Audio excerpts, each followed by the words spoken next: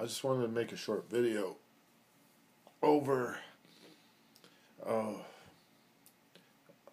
a realization, an epiphany, if you will, that I had by combining a couple of different bits of information from different people. You'll have to excuse my appearance. There's nothing like driving 20 hours and 1,300 miles, and then 100 miles before your destination, you drive through the middle of an accident that has just happened. So, yeah, I'm a little bit wired and wore out. But the epiphany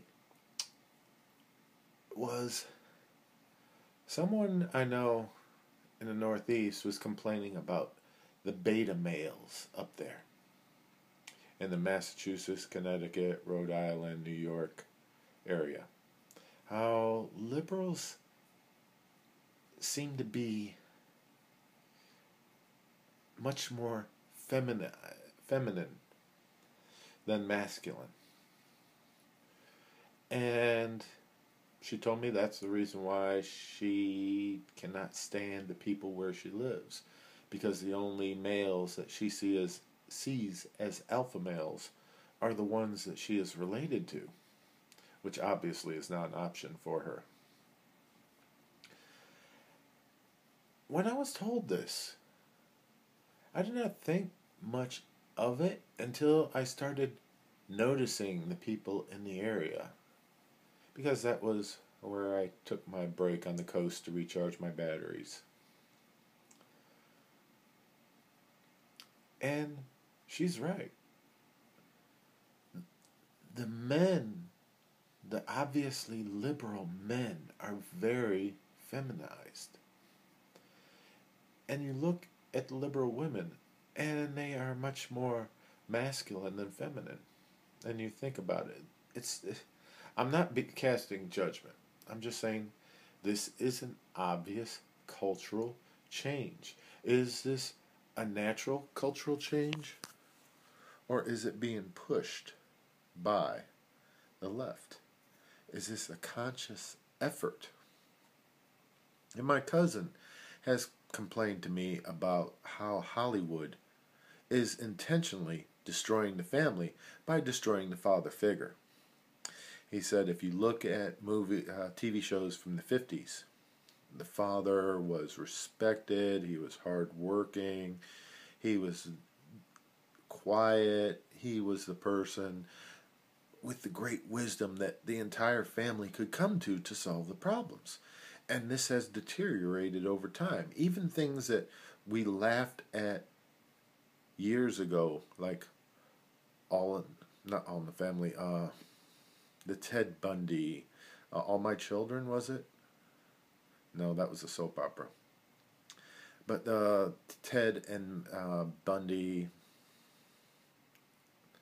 I'm sorry, I can't remember the name of the show. I really didn't watch it. But then there was also the Tim Allen show, Tool Time, where he was made out to be just basically an animal with all of his grunts and groans. And yes, that was part of his stand-up. And we laughed at it. But if you look at it from a cultural point of view,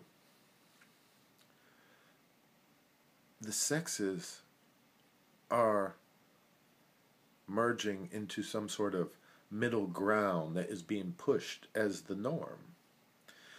Now, is this really a push or a pull? I'm not sure, but if it is a push, the problem is there are people that think that they know what is best for society and what is best for our entire species. But the problem is they are going against thousands of years of what obviously has worked and enabled us to prosper to this point. The United States was not founded by a bunch of beta males. It was founded by people that put their asses on the line and were willing to kick ass to make a free country. So I have to wonder, who is going to fight the war? Who is going to defend the country if we become a neuter nation?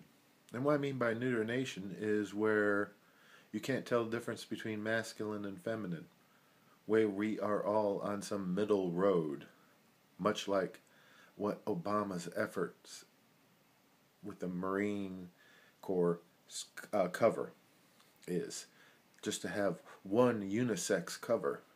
We are not unisex. We are two different sexes. We have two different motivations. Men are more motivated by primal urges. Yes, it causes problems. Get over it, liberals. Women are more motivated by emotional urges. No, I'm not being a misogynist asshole. It's a fact. Yet, as women lose their maternal instinct, children begin to suffer. As men are told that their primal urges are wrong and bad and evil, they have less concern about the family. They have less concern about much of anything. They don't feel the urge to defend their mate. They don't know if their mate wants to be defended. What we are seeing is potentially a social engineering effort by a group of overeducated idiots that think they know what is best for every aspect of society. And a lot of it is posted blame in psychology. These are the same people that have been telling us for 50 years, 60 years that we are raising our children the wrong way. And yet, as laws force us to raise children in the way that they believe is prim and proper, children are getting more and more out of control. Now, you could say that it's just because of the internet and the mass media that it's just more in our faces. But out of control doesn't necessarily mean that they're out running wild on the streets, though a portion and a segment of them are. It means that they're not accepting responsibility. They are not capable of taking care of themselves, of moving on and becoming productive adults when they reach the age of 18 or 21, or apparently even 30 and 40 in some cases. Now, I'm not someone who can cast blame in this for having such a proper childhood and being such a good and productive adult. I wasn't. It took me a lot of hard lessons to learn. My childhood was horrible, and my early adulthood was a constant exercise in failure. However, I believe that there is something to be said for learning lessons the hard way. And because I have learned these lessons the hard way, I no longer try to live up to the expectations of society or anyone else on the way I should be. I just try to be myself.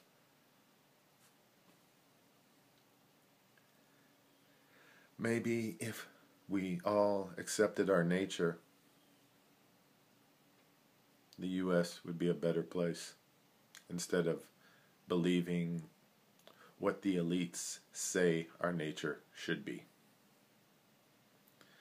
And while we're at it, we need to remove the elites from power so that they will quit making laws telling us how we should be. Laws that go against our nature. Laws that prevent us from disciplining our children. Not abusing. Abusing is when you beat a child, when a child needs hospital attention. not a spanking. Now, if the Minnesota Viking player who's been in the news recently, I've heard different stories on the whipping that he's given his child. If he made his child go and get a switch and he took the switch to him, that's one thing. I'm not going to say.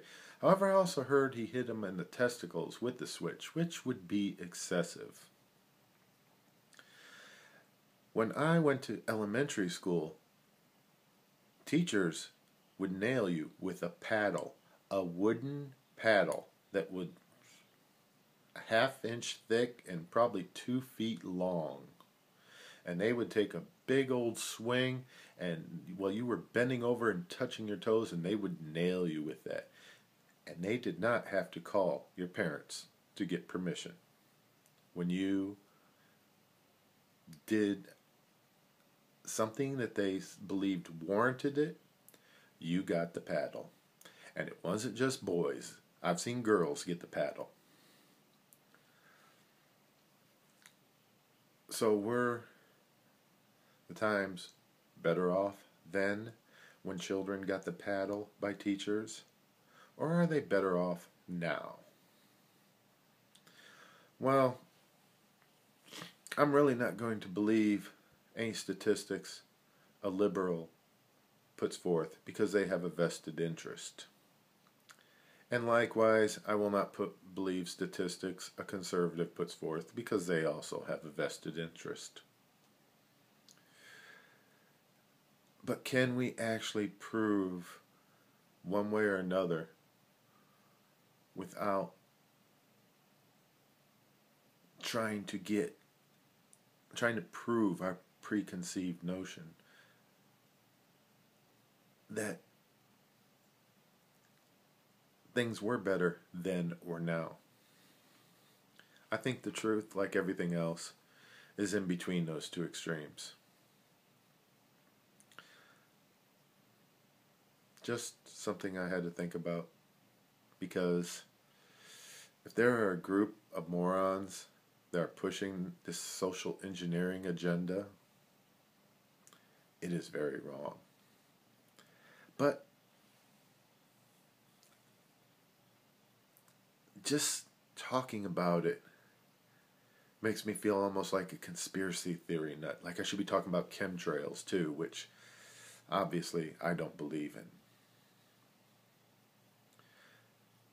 But there is a large body of knowledge of psychologists pushing the envelope further and further to where we are today in the past 50 years. That cannot be denied. And some of it was justified. But it's like they always feel they have to top themselves and go further and further along the same road to get their PhDs, to prove that they are right. They can't say that we've gone too far and we need to go backwards. Maybe there are some psychologists that do that, but they are in the minority, and their research is silenced because I have not heard of any.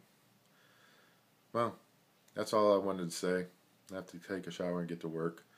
Maybe sometime I'll do a video about the accident I drove through this morning. It was like driving, it was mad. It was like a video game. Strange way to describe it. But much love to all of you on the right, and to those of you on the left. I don't care what you think.